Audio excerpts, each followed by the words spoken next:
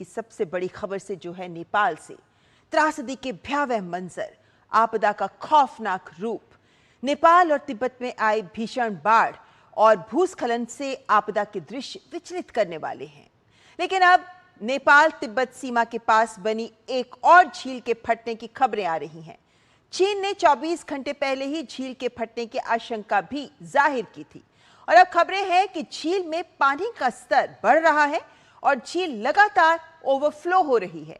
ये झील चोचेन और पुरेपु सांगपो नदियों के संगम के पास बनी है। एक दिन पहले चीन ने इस झील में 20 लाख क्यूबिक मीटर पानी होने की आशंका जाहिर की थी, लेकिन अब खबर आ रही है कि झील में 25 लाख क्यूबिक मीटर से ज्यादा पानी है। ये झील ग्लेशियर टूटने से आए मलबे के कारण बनी हुई बताई जा रही है और अब झील से पैदा हुए खतरे के चलते बचाव कर्मियों को भी चेतावनी जारी की गई है। खतरा देखते हुए नेपाल के रसुवा में रेस्क्यू ऑपरेशन रोक दिया गया है।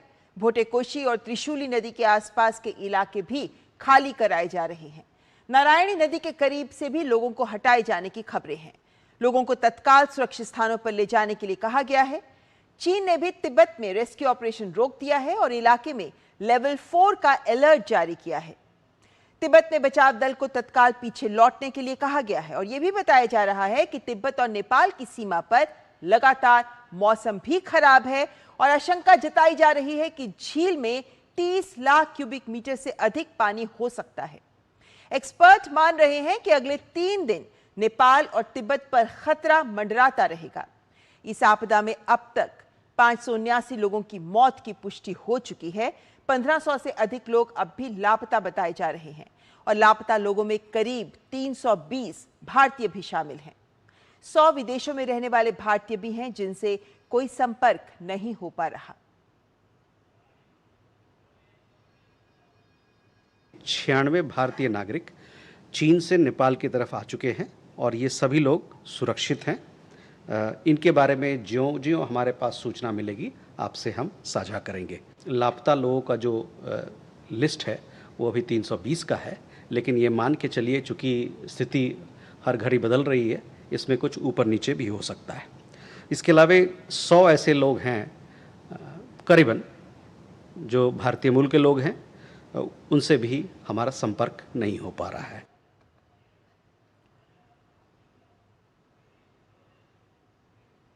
इस बीच खतरे और खराब मौसम के बीच रेस्क्यू ऑपरेशन युद्ध स्तर पर जारी है। नेपाल में सेना को रेस्क्यू ऑपरेशन में उतारा गया है। हेलीकॉप्टर और ड्रोन के जरिए लोगों की तलाश की जा रही है। अब तक 1545 घायल और फंसे हुए लोगों को सुरक्षित निकाला गया है। 80 से ज्यादा घायलों का काठमांडू के अस्पताल में इलाज चल रहा है और वहीं चीन के 16 और साउथ कोरिया के 9 लोगों को अब तक सुरक्षित बचाया गया है। अमेरिका और रूस के 2 लोगों का रेस्क्यू किया गया है। भारत के 85 लोगों को बचाया गया है। आपदा प्रभावित इलाके से रेस्क्यू किए गए 21 भारतीय दिल्ली पहुंच चुके हैं। नेपाल से भारत लौटने वाले सभी लोग तमिलनाडु के रहने वाले हैं। दिल्ली में नेपाल से वापस आने वाले लोगों से विदेश मंत्री एस जयशंकर ने मुलाकात की और उनका हाल भी जाना। Received a group of people, Indians who had gone on pilgrimage to Mansarovar, Kailash Mansarovar, and they had been rescued after the floods. So they were brought back to Kathmandu. They were rescued by the Nepali army, and then our embassy arranged for them to come back. So I just came to meet them and of course shared our great relief that they were safe and sound, and learned from them about their experiences. और भारत के लोगों को सुरक्षित निकालने की कोशिशें लगातार जारी हैं।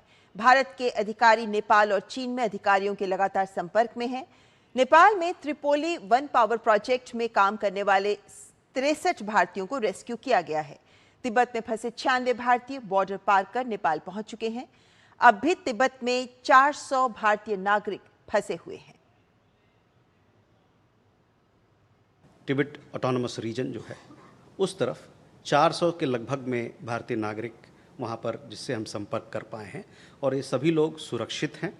इनकी अपने परिवारजनों से बात हुई है क्योंकि वहाँ पर टेलीफोन की सुविधा उपलब्ध है, और इनसे हमारे एम्बेसी बात कर रहा है या इनके ट्रैवल एजेंट और इनके जो ग्रुप के लीडर हैं उनसे बात कर रहा है। कई एक मामलों में इनके परिवार वालों ने हमारे एम्बेसी को भी कांटेक्ट किया है, वहाँ पर संपर्क किया है बीजिंग में, और अभी हमारी एम्बेसी इन 400 जो लोग हैं उनके लिए व्यवस्था कर रही है किस प्रकार से वहाँ से सुरक्षित निकाला जाए। नेपाल में फंसे भारतीय नागरिकों को लेकर भारत सरकार भी लगातार स्थिति पर नजर बनाए हुए है।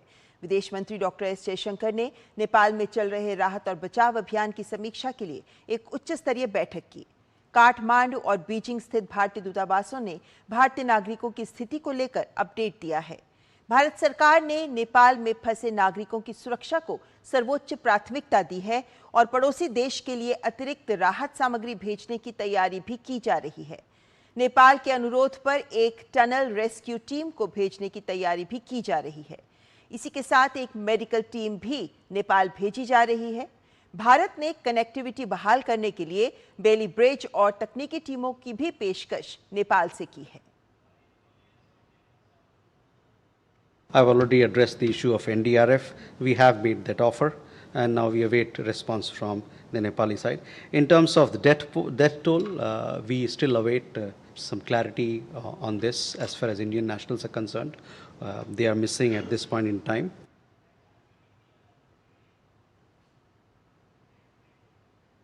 और भारत ने अब तक नेपाल की मदद के लिए 47 टन से अधिक राहत सामग्री भेजी है।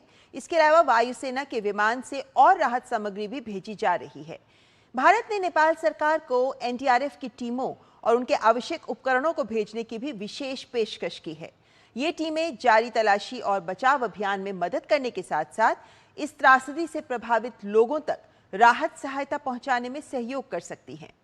भारत अपनी नेबरहुड फर्स्ट नीति के तहत लगातार नेपाल की मदद कर रहा है और साथ ही नेपाल और तिब्बत में फंसे भारतीयों की जल्द वापसी और उनसे संपर्क करने के लिए भी लगातार काम कर रहा है।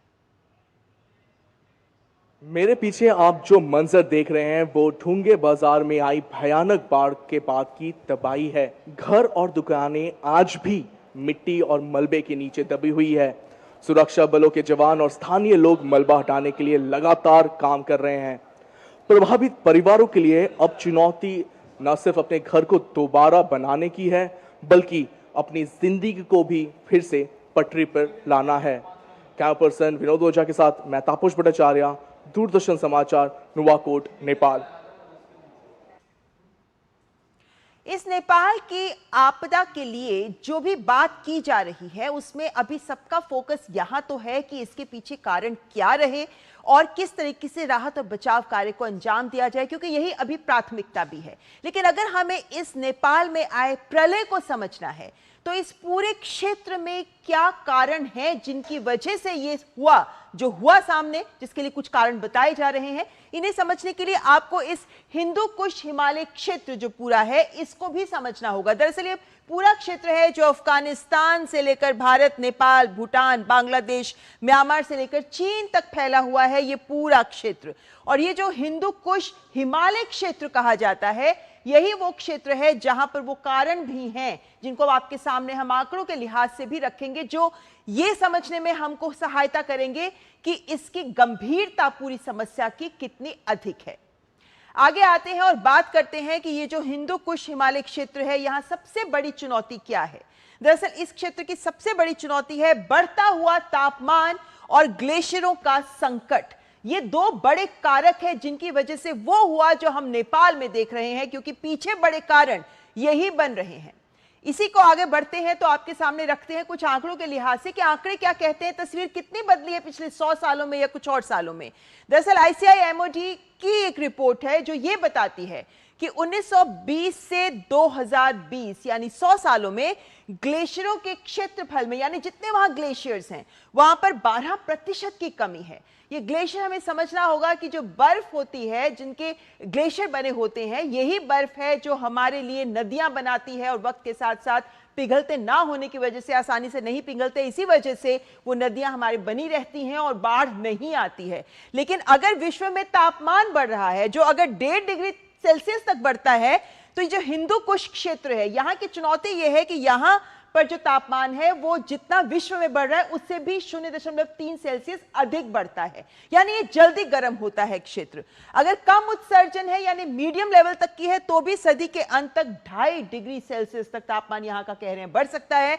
अगर अधिक उत्सर्जन हुआ तो जरा सोचिए, सदी के अंत तक लगभग 5.5 डिग्री सेल्सियस यहां का तापमान बढ़ सकता है, जो ये दिखाता है कि गंभीर स्थिति है इस क्षेत्र की, क्योंकि हम पूरे विश्व के ही तापमान को 1.5 डिग्री तक सीमित करने की कोशिशों में लगे हैं, लेकिन इस क्षेत्र में तापमान अगर इस सदी से इसी रफ्तार से बढ़ता रहा तो स्थिति और गंभीर हो सकती है। यहां एक तथ्य पर और गौर करें कि इस वक्त तापमान इस क्षेत्र का सामान्यतः होना चाहिए -1, लेकिन इस समय जो तापमान है आज की तारीख में इस क्षेत्र का वो 5 से 6 डिग्री के बीच है, जो ये दिखाता है कि कितनी गर्म हो रहा है ये हिंदू कुश हिमालय क्षेत्र, जिसकी वजह से ये तमाम मुसीबतें हमारे सामने इन आंकड़ों की नजर से हम समझ सकते हैं। आगे बढ़ते हैं तो हम आपके सामने रखना चाहेंगे ये भी तस्वीर कि किस तरीके से इस क्षेत्र में बढ़ते तापमान का प्रभाव नजर आ रहा है।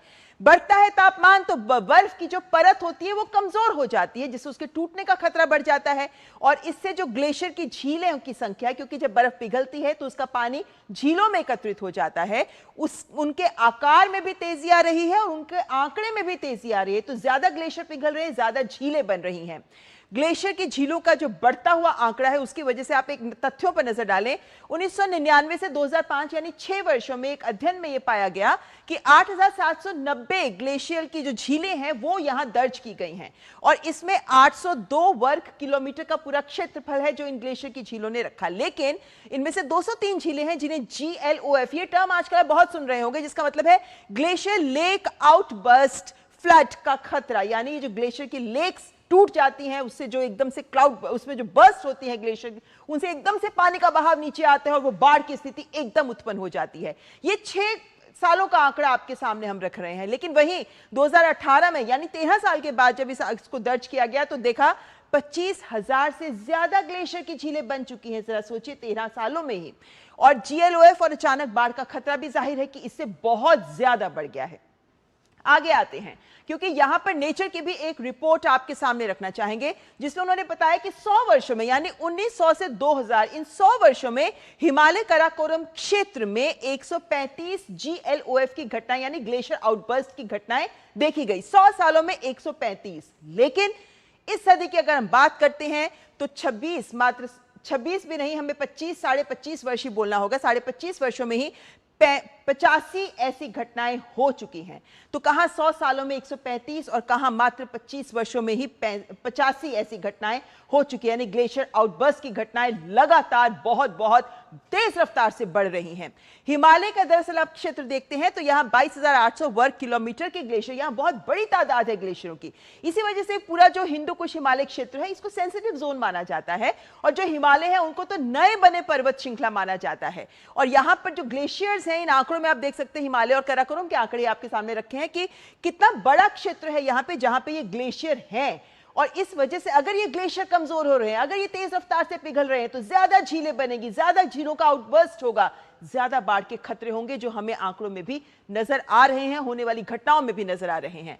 संकट कैसे बढ़ रहा है कि पृथ्वी का तापमान 100 वर्षों में 0.74 डिग्री सेल्सियस बढ़ा, लेकिन हिमालय में तापमान जरा देखिए हर 10 वर्षों में, एक दशक में ये 0.15 से 0.6 डिग्री सेल्सियस तक की दर से बढ़ रहा है। 10 वर्षों में इतनी तेज रफ्तार, जो कि पृथ्वी का तापमान इस हिसाब से बढ़ा है अभी तक।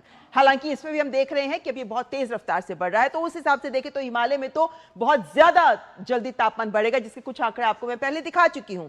अनुमान बहुत गंभीर हैं। अनुमान कहते हैं कि 2100 तक हिमालय का तापमान 5 डिग्री सेल्सियस तक बढ़ सकता है, और इससे होने वाले प्रकृति पर जो प्रभाव है वो आपके सामने इन्हीं घटनाओं के रूप में आ रहा है, और इसीलिए नेपाल के प्रलय को समझना इन आंकड़ों के लिहाज से बहुत जरूरी है। संक्षेप में कहूं तो अगर तापमान बढ़ेगा तो ग्लेशियरों के आसपास बहुत सी झीलें उत्पन्न हो जाएंगी। झीलों में पानी का दबाव जब अधिक होगा, जिसमें हम दूसरी आपदा नेपाल की बात कर ही रहे हैं, अगर उसमें दबाव अधिक होगा तो झीलों का फटना हमारे सामने, जिसको GLOF कहा जाता है, और अचानक भारी बाढ़ की जो घटनाएं हैं वो भी लगातार हमारे सामने हमें देखने को मिलती रहेंगी। तो ये हमें हिंदू कुश हिमालय क्षेत्र की तस्वीर आपके सामने रखी ताकि हम ये समझ सके कि स्थिति कितनी गंभीर है। और यहां पर आइए आपके सामने एक अनुमान अंत में रखते हैं। एक ये अनुमान कहता है कि 2100 तक इस क्षेत्र में बर्फ का 65% हिस्सा खत्म हो सकता है। यानी अभी हम 2026 में चल रहे हैं, तो देख लीजिए कि इतने वर्षों के अंदर अगर इतना इसका बर्फ का हिस्सा खत्म हो गया तो हमारी पृथ्वी, इस पूरे क्षेत्र पे इसका कितना नुकसान होगा। ये बहुत महत्वपूर्ण विषय है जिस पर हम आगे अपने विशेषज्ञों के साथ चर्चा भी करेंगे, लेकिन उससे पहले यहाँ पर एक ब्रेक के लिए रुकते हैं। आप देखते रहें न्यूज़ 9।